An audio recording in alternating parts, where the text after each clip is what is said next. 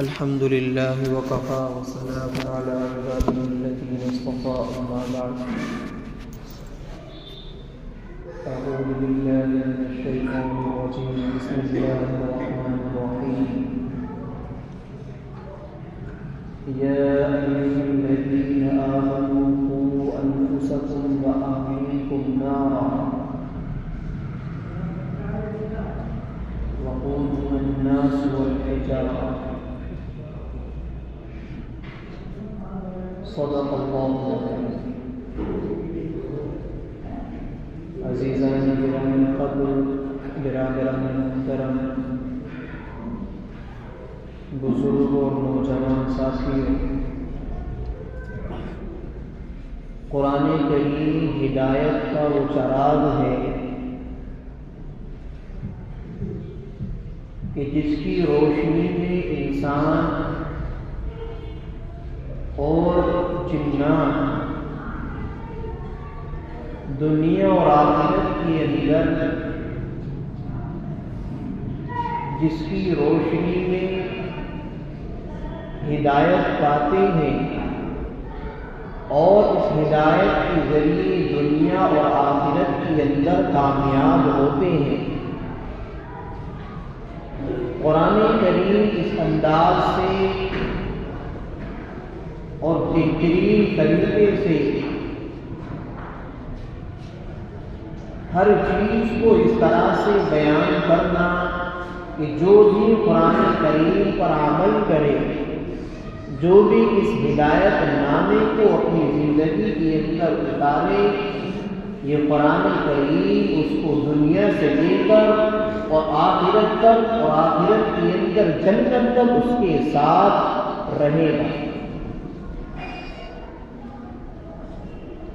قرآن کریم نے ہر بات کو اتنے بہترین انداز سے بیان کیا ہے۔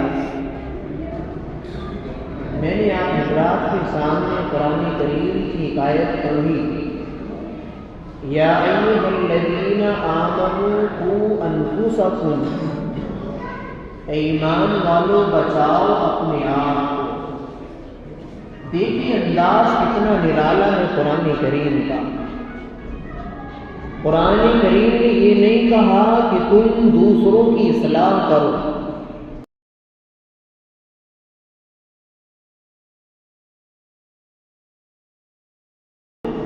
بلکہ قرآن کریم نے یہ کہا کہ بچاؤ اپنے آپ کو۔ معلوم یہ ہوا کہ سب سے پہلے اصلاح کی ضرورت انسان کو اپنی ذات کی ہے۔ سب سے پہلے ضرورت انسان کو اپنی ذات کی ہے۔ جب اپنی ذات کی اصلاح ہوگی تب وہ دوسروں کی اصلاح کر سکتا ہے۔ آگے ارشاد فرمایا وَأَهْلِيكُمْ، اور اپنے اہل و عیال کو، اپنے ماتحتوں کو، اپنے بچے اور بچیوں کو بچانا کس چیز سے ہے؟ نارن، ایسی آگ سے، وقودها الناس والحجارہ، کہ جس کا ایندھن انسان اور پتھر ہو۔ ایسی آگ سے اپنے آپ کو بھی بچانا ہے اور اپنی اولاد کو بھی بچانا ہے، اپنے اہل و عیال کو بھی بچانا ہے۔ کتنا شاندار انداز قرآن نے بیان کیا ہے اور کتنے بہترین انداز میں قرآن کریم نے اس اصلاح کے پہلو کو بیان کیا۔ کلکم راع وکلکم مسئول عن رعیتہ، حضور اکرم صلی اللہ تعالی علیہ وسلم کا ارشاد گرامی ہے کہ تم سب ذمہ دار ہو اور تم سب سے تمہاری ذمہ داری کے بارے میں سوال کیا جائے گا۔ اپنے ماتحتوں کے بارے میں، اپنے اہل و عیال کے بارے میں تم سب سے اللہ تبارک و تعالی سوال کریں گے اور تم سے پوچھیں گے۔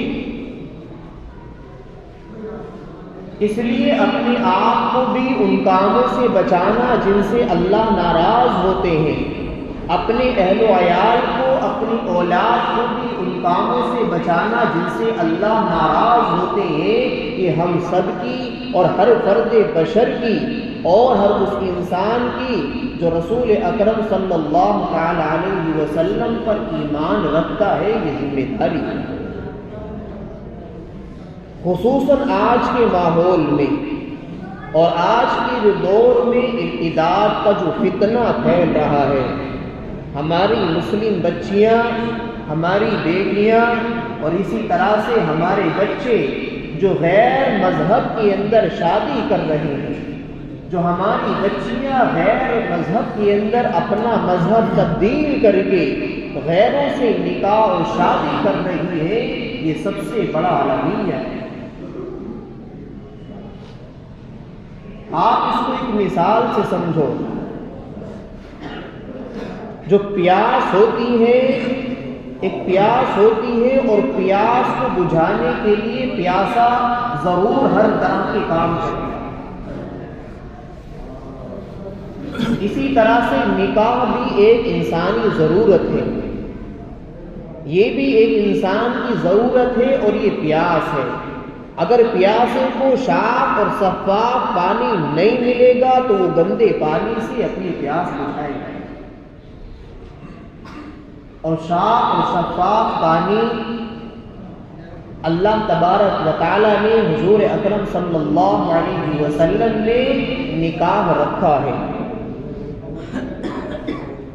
اگر اس پیاسے کو صاف پانی نہیں ملے گا تو گندے پانی کے اندر وہ اپنی پیاس بجھائے گا۔ یہ اسباب ہے۔ غریب بچیاں اور غریب بیٹیاں جو کیوں دوسروں کے ساتھ اور غیر مذہب لوگوں کے ساتھ اپنا مذہب تبدیل کر کے دوسروں کے ساتھ ان کا جانا، اس کی وجہ کیا ہے؟ ان کے اسباب یہی ہے کہ آج ہم نے شادی اور بیاہ کو اتنا مشکل بنا دیا ہے اور زنا کو اور حرام خوری کو آسان کر دیا ہے، جبکہ حدیث شریف کے اندر آتا ہے کہ نکاح کو آسان کرو اور زنا کو سخت کرو۔ آج نکاح آسان ہوں گے تو بدکاری اور جتنے بھی غلط کام ہیں یہ سب ہو جائیں گے۔ اسی طرح سے ہماری بچیوں کا غیر مذہب لوگوں سے، غیر مذہب لڑکوں سے بھاگ کر کے شادی کرنا اور ان کا اپنے ماں باپ کا چھوڑنا، بھائی بہنوں کا چھوڑنا، یہ ایک بہت بڑا المیہ ہے جو اس وقت کے اندر آپ حضرات اور ہم سب کے سامنے ہے۔ اسی طرح سے تعلیم بھی، دین کی بھی تعلیم اور دنیاوی تعلیم بھی ایک ضرورت ہے۔ اگر یہ ضرورت صحیح راستے سے حاصل نہیں ہوگی تو غلط راستے سے اختیار ہوگی۔ جب تک یہ ہمارے کالج، ہماری یونیورسٹی اور ہمارے اسکول نہیں ہوں گے اور ہم خود اس کے ذمہ دار ہیں، ہم خود اس کے ذمہ دار ہیں کہ ہم خود اپنے بچوں اور بچیوں کو غیروں کے اسکولوں کے اندر، یونیورسٹیز کے اندر، کالجوں کے اندر داخل کر رہے ہیں۔ حالانکہ حالات کا تقاضا کیا ہے؟ حالات کا تقاضا دیکھنا چاہیے، حالات دیکھنے چاہیے۔ اس ماحول میں نفرت اور عداوت کے جبکہ بیج بو دیے گئے ہوں، اور اس حالات کے اندر ہمارے بچوں اور بچیوں کا کالج اور یونیورسٹیز کے اندر پڑھنا یہ انتہائی ایک بڑا المیہ ہے۔ ہمیں سوچنے کی اور فکر کرنے کی ضرورت ہے کہ ہم سب اس کے ذمہ دار ہیں۔ ہمیں ضرورت ہے کہ خود کے ہمارے کالج ہونے چاہیے، ہماری خود کی یونیورسٹیز ہونی چاہیے، ہمارے خود کے اسکول ہونے چاہیے، تاکہ ہمارے بچے اور بچیاں جہاں عالمہ حافظہ بن کر کے نکلے وہیں ایک بہترین ڈاکٹر بن کر نکلے، جہاں ہماری بچیاں حافظہ اور عالمہ بنے وہیں ہماری بچیاں گریجویٹ ہو، گریجویشن کریں۔ یہ آج کی ضرورت ہے اور انتہائی ضرورت ہے۔ چین ایک مثال ہے۔ چین ایک کہاوت کہتے ہیں کہ اگر تمہیں ایک سال کے اندر پروفٹ چاہیے تو تم کھیتی کرو، آپ 6 مہینے کھیتی کرو گے، 7 مہینے کھیتی کرو گے تو 1 سال کے اندر اس کا پروفٹ اور بینیفٹ آپ کو مل جائے گا۔ اور اگر آپ چاہتے ہو کہ 10 سال میں آپ کو پروفٹ نظر آئے، 10 سال میں آپ کو پروفٹ ملے، تو پھر آپ پیڑ لگاؤ۔ 10 سال کے بعد پیڑ پر پھل آئیں گے اور پھل سے آپ کو پروفٹ ملے گا۔ لیکن وہ کہتے ہیں کہ اگر تمہیں ہمیشہ کے لیے اور نسلاً بعد نسل در نسل اگر تم چاہتے ہو کہ پروفٹ ملے تو اپنے ادارے خود قائم کرو۔ یہ چینی کہاوت ہے کہ اگر تم چاہتے ہو کہ تمہاری آنے والی نسلیں اور نسلوں کے بعد در نسل اور یہ سلسلہ چلتا رہے تو تمہیں چاہیے کہ اپنے ادارے خود قائم کرو، اپنا مرتب نظام اس کے اندر قائم کرو، اپنا دینی نظام اور دینی ماحول اس کے اندر قائم کرو۔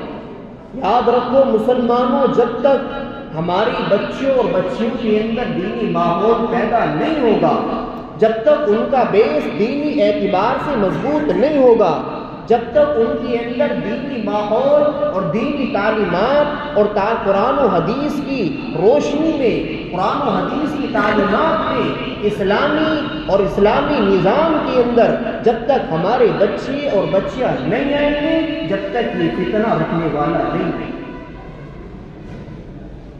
اور اس کے لیے ہم سب کے سب ذمہ دار ہیں۔ ابھی مسلمان اتنے کمزور نہیں ہیں کہ وہ خود کے اسکول اور کالج نہیں بنا سکتے، ابھی مسلمان اتنے کمزور نہیں ہیں، بلکہ مسلمانوں کو تو یہ ہونا چاہیے کہ ہمارے کالج بھی الگ ہوں، ہماری یونیورسٹیز الگ ہوں، ہمارے اسکول الگ ہوں، کیونکہ آج کل آپ حضرات اور سب کے سب نفرت اور عداوت کی جو ماحول ہے وہ دیکھ رہے ہیں کہ اسکولوں کے اندر بھی کس قدر نفرت ہے، کالجوں کے اندر بھی کس قدر نفرت ہے۔